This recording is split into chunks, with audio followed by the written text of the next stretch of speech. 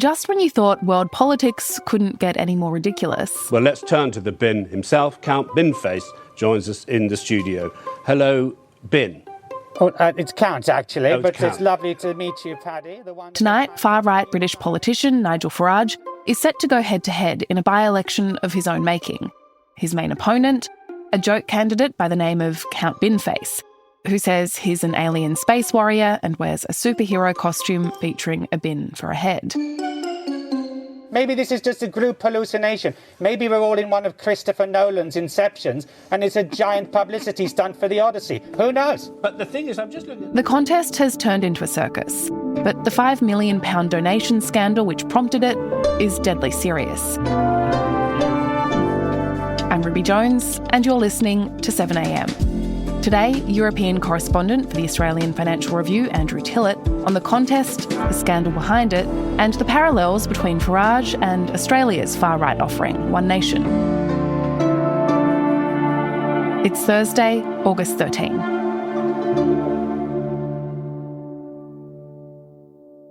So, Andrew, tonight, people in Clacton, which is this little seaside town near London, are going out to vote. And this by-election that they're heading to, it really didn't have to happen. It's entirely of Nigel Farage's making. So tell me about why it is that he triggered this. Well, essentially, Ruby, it's emerged in the last few weeks that Farage was given, a few weeks before the 2024 general election here in the UK, £5 million by a cryptocurrency tycoon called Christopher Harborne. And there's now questions over just what such a gift entails. Nigel Farage, please, what has happened to this £5 million gift? With all due respect, what's it got to do with you? Well, because it speaks to the position you hold in office. Initially, we were told that it was because of your personal security and it would pay for that for the rest of your life. Then apparently It was some kind of reward for campaigning for Brexit. I am told we have two different stories. Which is the truth? Well, I think you're contradicting yourself there, aren't you? Well, if you tell me what... Farage didn't declare it in his register of MPs' interests, similar to what we have in Australia. He argues, this money's, it was a personal gift. I wasn't a candidate at the time. It's an unconditional gift. I can spend it on Ferraris if I want. That'd be entirely up to me. But the rules are pretty clear. They say MPs, when they get elected, any gifts and benefits they've received in 12 months before their election, they have to declare. And so we have this sort of situation where there was all this scrutiny over it. And so Farage decided to say, right, I'm going to short-circuit this. We'll throw it open to my constituents to see whether they still want me as my MP. Today, I will resign as a Member of Parliament for Clacton-on-Sea, thereby forcing a by-election, which would happen, I hope, in short order. No, I've decided that the people of Clacton should be the judges of my actions.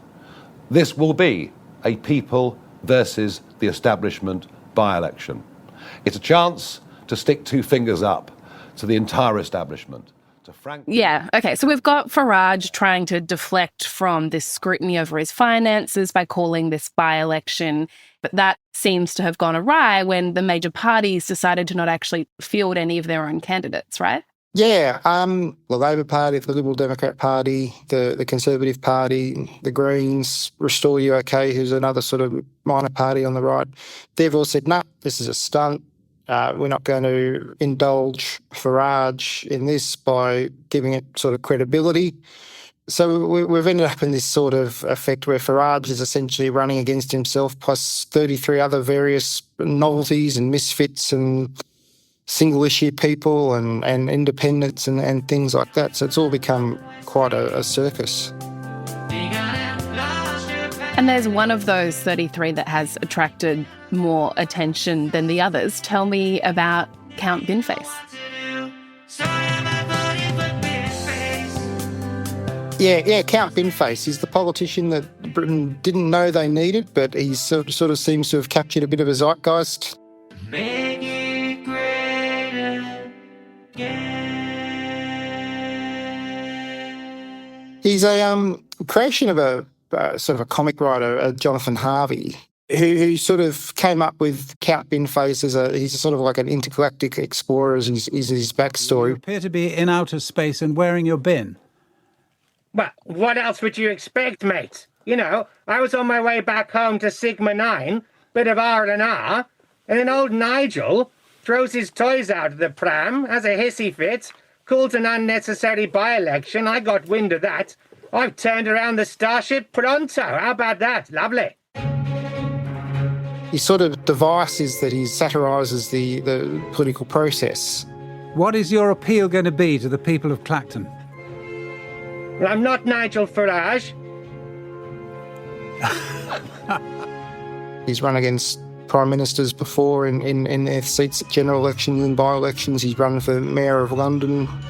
In the past, Binface has just been a bit of a joke, just no one sort of taken him seriously. But because of the lack of organised opposition, and this guy just stands out, he literally just has like a huge bin for a head and this sort of really funky little spacesuit as his costume. He's sort of become the rallying call for people who's looking to make a protest against Farage. Who are you voting for? Binface. Binface. Binface. Absolutely. 100%. Is that because you want Count Binface to be your elected representative in Parliament? I have looked at his manifesto and there is a lot of rubbish in there, don't get me wrong. Is it basically a vote against Farage? It's a vote against Farage. His policies, some are pretty funny, you know, like he wants to nationalise Adele. I mean, some of my national policies will remain. I pledge to build at least one affordable house. I will nationalise Adele. I heard your bit about the water, and I'll make water bosses have to take a dip in British rivers to see how they like it. I'll price cap 99 flakes at 99 pence. I think the Clacton folk will like that one. It's sort of livened up what would have been a pretty dull election campaign. And as you say, this isn't the first time that Count Binface has contested a seat. And there is this long history, isn't there, in the UK of joke candidates like this running in elections? Yeah, it sort of goes back to the 60s and 70s. You know, it sort of started screaming Lord Such and the monster raving loony party. I think the best policy we've discussed and what's come out of it is we're going to do away with January and February so we can have a shorter winter. And I think that's an ideal. The loonies have got about 3 candidates there running in the by-election.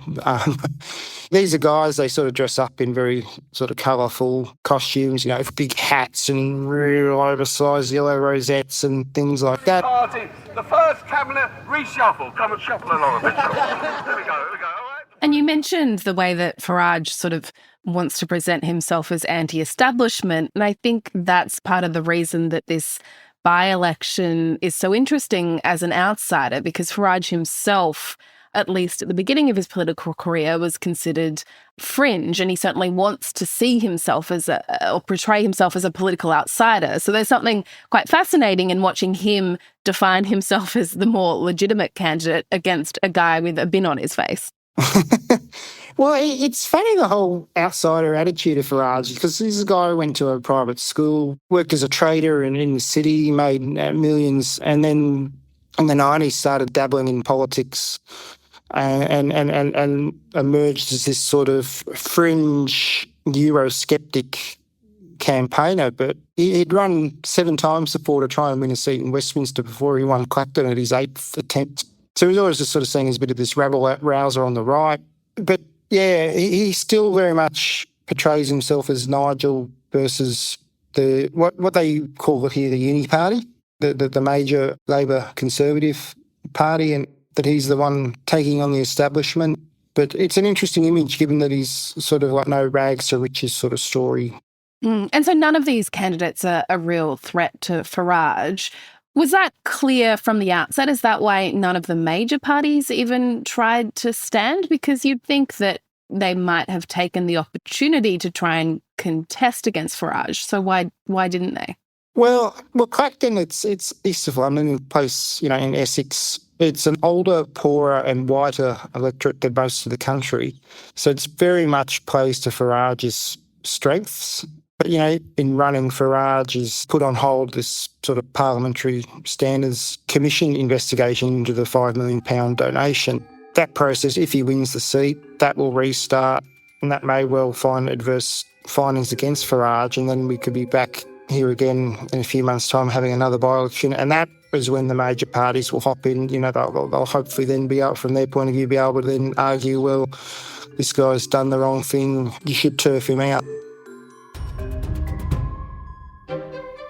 And again, the $5 billion, though, has just got such headlines because it's just such a big, huge sum of money, almost $10 million. Could you imagine a politician in Australia being given $10 million by a wealthy donor? It's just sort of extraordinary. So come Friday, we may well start seeing these questions being raised again by the Commissioner. Still to come, the similarities between Nigel Farage and Pauline Hanson.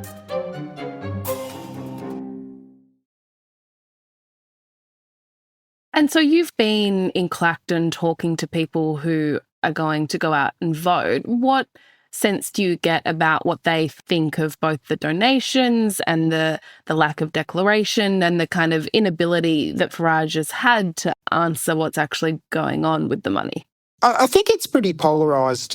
For people who really believe in Farage, and there's sort of elements here of, comparisons to people like Donald Trump and Pauline Hanson in terms of like voters who just think these people can do no wrong and see media scrutiny and political attacks as sort of the establishment ganging up on them. So do you feel even more emboldened to vote for Nigel Farage this time than last time? Yeah, definitely. They're all getting at him and all that. It's like the new Prime Minister. You've got to give them a chance. All the stuff, with the donations, because that's part of the reason he stepped down. What do you make of all that? They all like it. They all do the same thing. So they're real sort of die-hard Farage supporters. They're sort of like, they're willing to excuse or forgive the $5 million gift, sort of say, look, he needs it. I came across a few people who are very sort of dubious about it, sort of think, £5 million, there are strings attached no matter what Farage and people might say, a sense that he's going to maybe act at this person's behest. Farage has a very sort of pro-cryptocurrency policy position. So there's a danger that people may see him as just another politician because of it, but I don't think it's going to cost him the seat. Farage himself has never been personally popular in terms of national polls and stuff like that. But Reform as a party has sort of come off the boil a bit in the last couple of months for different reasons. Yeah, tell me about why you think that is. Like, how much is this scandal playing into that? Is it to do with the new Labor Prime Minister? Why has Reform's popularity gone down in recent months? There's not just one factor involved. I mean, Keir Starmer was, a deeply unpopular Prime Minister. And the major beneficiary of that had been the Greens to some extent and also Reform on the right, with white working class normal Labor supporters going and throwing their support behind Farage. The Labor Party, a month or so ago got its act together and replaced Starmer with Andy Burnham, who's seen as a much more relatable politician. 3 things you probably already know about me. I go to a lot of gigs, I do like a pint, and I have been known to give a DJ set from time to time. Well, today's announcement is very close to my heart. I'm giving thousands of pubs, clubs and music venues a 20% cut in their business rates. These places deserve my... So he's made the Labor Party competitive and has given voters a reason to have a second look at Labor. At the same time, Farage has had this sort of trouble, the question over the donations, a bit of a sense of drift around the party. Like Reform did really well at the May local elections, which were devastating for Starmer, but they haven't really been able to sort of capitalise. The Conservatives have sort of started to get their act together as well and trying to reclaim a bit of the territory they've lost to Farage as well. So it's politics is getting a lot more competitive now, but I think the big change though is Andy Burnham's arrival as PM. It's a completely different dynamic. And Farage has been a bit wrong-footed and just hasn't been able to sort of find his line and length against a new, more able opponent. And here in Australia, Pauline Hanson's One Nation is also facing a lot of scrutiny over its funding and over Hanson's close ties to billionaire Gina Rinehart. Do you get the sense that she's at the risk of falling into some of these same potholes as Farage? Do you see any similarities there? It is very interesting because, Pauline was over here a few weeks ago and, met with Farage. Yeah, you met Pauline the other day? Yeah, I've met her many times over the years. But you've got a similar phenomenon going on down there. What do you think of her? Well, She never pretends to be what she's not. No, she's remarkable. And she keeps going. The immigration debate in both countries is very similar at the moment, and Farage and Hanson have sort of adopted a similar sort of anti-immigration stances. Obviously, we have different donation laws and scrutinies, and I don't think there's been any suggestion that Hanson has done anything wrong in terms of following the rules in the way that Farage has. But it goes to this image of, these battlers, anti-establishment types. They're hanging around with big money that sort of has a vested interest attached to it. And I think Hanson needs to be careful being seen as, as someone who's doing Jenna Reinhardt's bidding. Can be very dangerous to sort of get into that trap, I think. Well, Andrew, thank you so much for speaking with me. Thanks, Ruby. I appreciate it.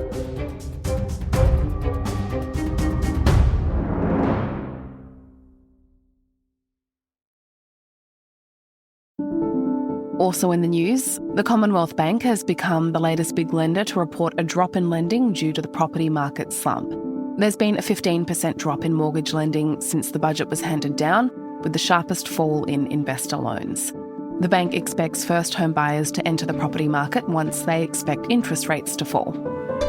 And the Liberals have shut down colleague Andrew Bragg's comments that migration might be slashed to 180,000 a year, with cuts to backpackers and international students.